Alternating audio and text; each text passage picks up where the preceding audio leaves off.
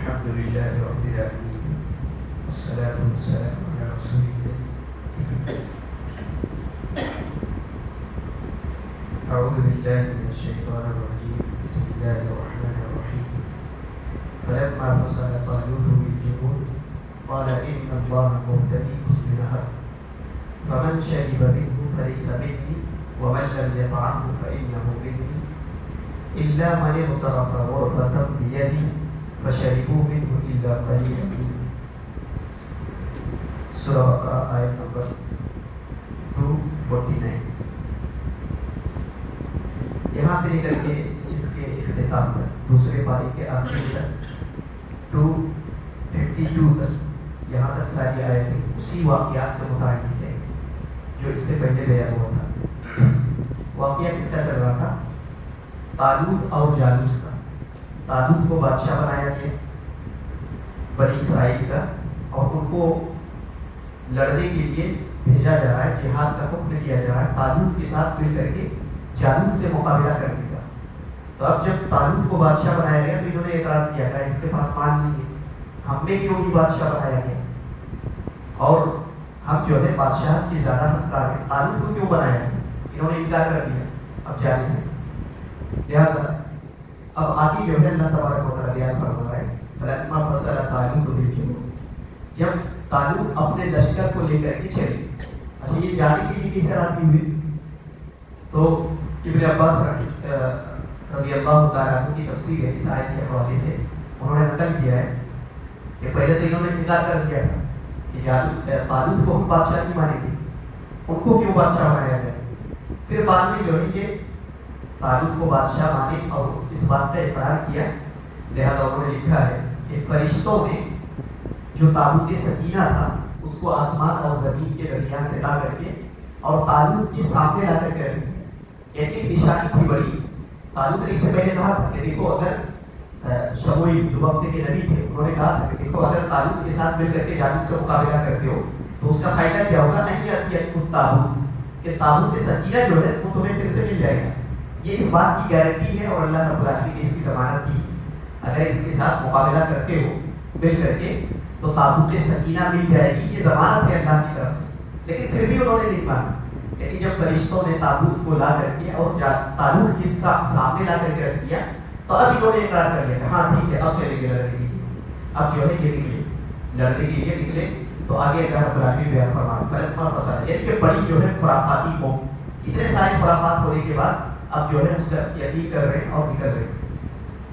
تو اللہ رب العالمین بیان فرما رہا ہے کہ جب طالوت اپنے لشکر کو لے کر کے نکلے قال ان اللہ مبتلیکم بنہر, کہا دیکھو ایک نہر آنے والی ہے سامنے, اللہ تمہیں اس نہر کے ذریعے سے آزمانے والا ہے. اور اتنے سارے خرافات کے بعد جب یہ نکلے تھے تو اب تو ایسا نہیں ہونا تھا کہ بس جا کر کے اور سارے ایمان والے کہلائیں اور میدان جہاد میں جو ہے سب اتر کر کے اور سب جو ہے اللہ رب العالمین کی اجر کے مستحق ہو جائے. تو اللہ رب العالمین ظاہر سی بات ہے کہ ایسے قوم کو آزماتا بھی, تو اللہ رب العالمین کو آزمایا اس کے ذریعے سے, ایک نہر کے ذریعے سے. تو اب طالوت نے ان سے کہا کہ دیکھو آگے ایک نہر آنے والی ہے, اس میں سے کوئی پانی نہیں پینا. یہ بڑے لمبا سفر کر کے گئے تھے, بھوکے پیاسے تھے, تو ظاہر سی بات ہے کہ اگر کسی کو پانی مل جائے تو چھوڑے گا, نہیں چھوڑے گا. تو اسی کے ذریعے سے اللہ رب العالمین نے ان کو آزمایا.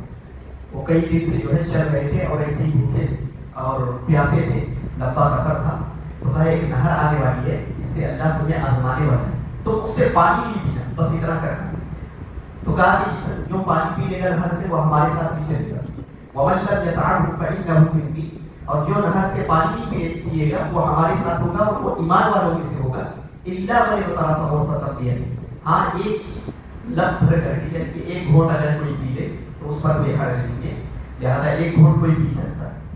تو اب جب وہاں پر پہنچے نہر کے پاس فَشَرِبُوا مِنْهُ إِلَّا قَلِيلًا مِنْهُمْ, تو اللہ رب العالمین بیان فرما رہا ہے جتنے تھے سب کے سب نہر پر ٹوٹ پڑے اور سب نے جو ہے پانی پی لیا, پیٹ بھر کر کے پانی پیا. کس نے بھی کیا تھا؟ إِلَّا قَلِيلًا مِنْهُمْ, سوائے تھوڑے لوگوں کے, بہت چند لوگ تھے جنہوں نے پانی نہیں پیا تھا. سب کے سب کیا ہے نہر میں جا کے ٹوٹ پڑے اور سب نے پیٹ بھر کر کے پانی پیا. مفسرین نے لکھا ہے کہ 80,000 کی تعداد تھی, کتنی تھی؟ 80,000. یہ طالوت کے ساتھ جو لشکر گئے تھے وہ 80,000 تھے. کتنے لوگوں نے پانی پیا؟ بعض مفسرین نے لکھا ہے کہ 75,000 75,000 لوگوں نے پانی پی لیا، 75,000 لوگوں نے پانی پیا، باقی کتنے بچے؟ 5,000، 4 سے 5,000، تو یہی باقی ہے۔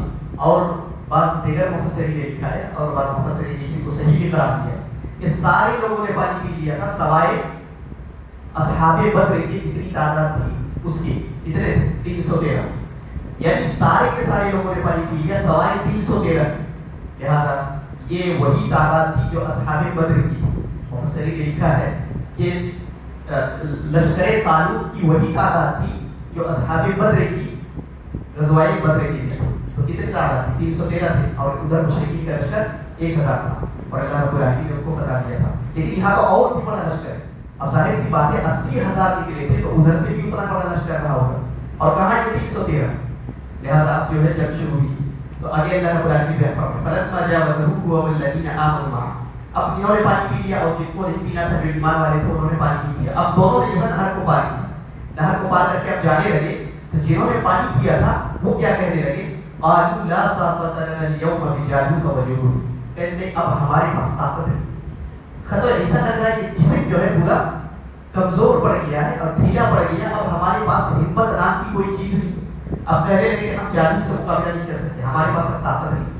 تو یہ دنیا میں ان کے گناہوں کا ظاہری اثر تھا۔ مفسرین نے لکھا ہے کہ انہوں نے اللہ کی نافرمانی کی، تو ایک تو پیاس بھی کی ختم نہیں ہوئی، اور دوسرا یہ کہ اللہ رب العالمین نے ان کے جسم کو ایسے کمزور کر دیا اور ایسے ہی ان کی ہمت کو توڑ دیا کہ یہ پہلے ہی ڈر گئے جالوت سے لڑنے کے لیے، اب یہ سب کے سب جو ہے پیچھے ہٹ گئے۔ لڑے کون؟ وہ 313 جو ایمان والے تھے، اور کتنے لوگوں پر فتح حاصل کی؟ شاید کہ لاکھوں لوگ رہے ہوئے۔ اب آپ اندازہ لگائیے کہ ادھر 313 اور ادھر لاکھوں لوگ ہیں، اور اس میں جو ہے یہ فتح یاب ہوئی۔ اللہ رب العالمین نے آگے بیان کیا یہ ایمان والوں نے ہی اس جنگ کو جیتا تھا۔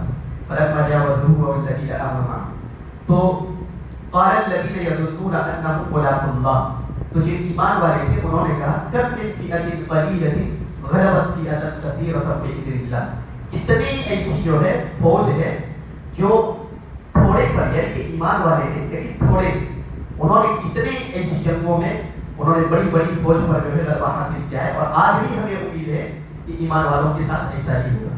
لہٰذا وہ گئے اور میدان جہاد میں کود پڑے، انہوں نے نہیں دیکھا کہ ہماری تعداد کتنی، خوب جو ہے جوش کے ساتھ اور بہادری کے ساتھ، یہ بہادری اللہ رب العالمین نے ان کے اندر ڈالا تھا۔ ایک تو پیاس بھی ختم ہو گئی، اور ایسی بہادری اللہ رب العالمین نے ان کے اندر بھر دیا کیونکہ آزمائش میں پورے ہو چکے تھے۔ تو اس کے بعد جو ہے وہ لڑے، اور پھر نتیجہ یہ ہوا کہ اللہ تبارک و تعالیٰ نے بیان فرمایا کہ وہ فتح یاب ہوئے، اور اس کا لشکر یعنی کہ جالوت جو تھا وہ مار دیا۔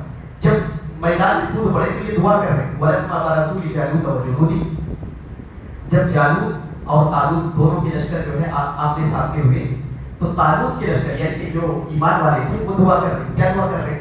رَبَّنَا أَفْرِغْ عَلَيْنَا صَبْرًا وَثَبِّتْ أَقْدَامَنَا، اے اللہ تو ہمارے اندر صبر کو انڈیل دے۔ مفسرین نے لکھا ہے کہ یہ کہہ دیتے تو کافی تھا کہ اللہ تو ہمیں صبر دے، لیکن یہ کیا کرے؟ افرغ، اے اللہ تو صبر کو ہمارے اندر انڈیل دے، اس قدر ہمیں صبر دے کہ ہم قتل ہو جائیں، شہید ہو جائیں، لیکن یہاں سے بھاگیں۔ تو دعا ایسی کرنی چاہیے اللہ تبارک و تعالیٰ سے، جب بھی صبر مانگے تو ایسے کہیں صبر انڈیل دے ہمارے اندر۔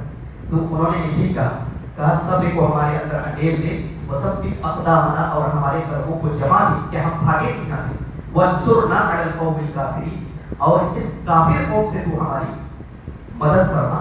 فہزموہم بإذن اللہ، تو اللہ کی اجازت سے وہی ہوا، سارے کے سارے تہس نہس کر کے برباد کر کے کفار اور مشرکین کے لشکر کو ایمان والوں نے جیت حاصل کی، لہٰذا ان کو شکست دیا۔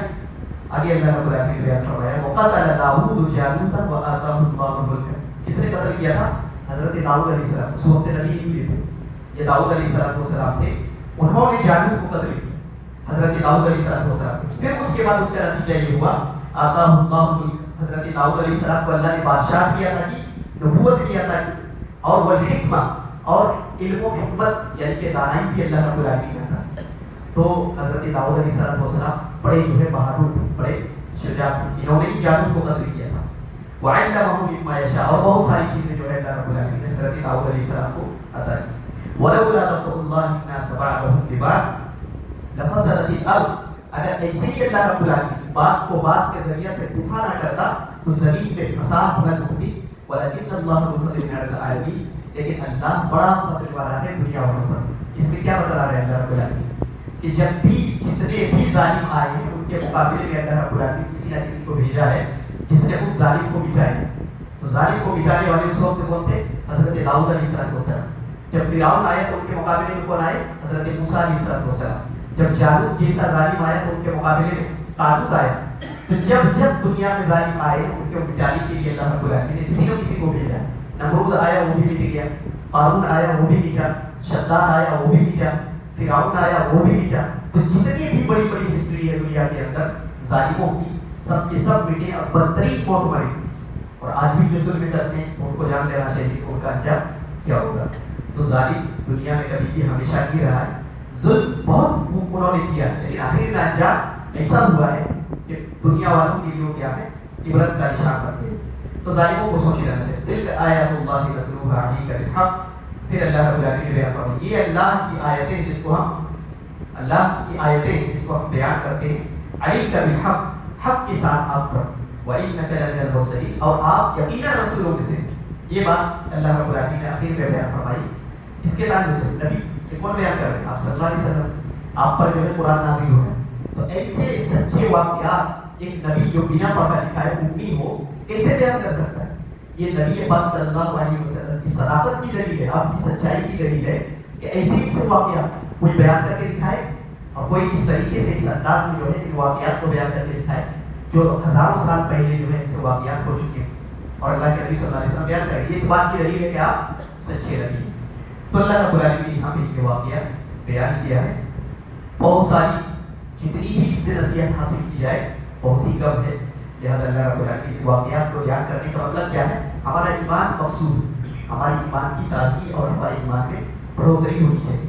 تو ہمیشہ جان لینا چاہیے کہ غالب کون رہتا ہے؟ ہمیشہ ایمان والے. اگرچہ تھوڑے ہی ہیں, لیکن اگر حقیقت میں وہ ایمان پر ڈٹے رہے اور جمے رہے تو آج بھی دنیا میں کیا ہے, وہ فوقیت حاصل کر سکتے ہیں.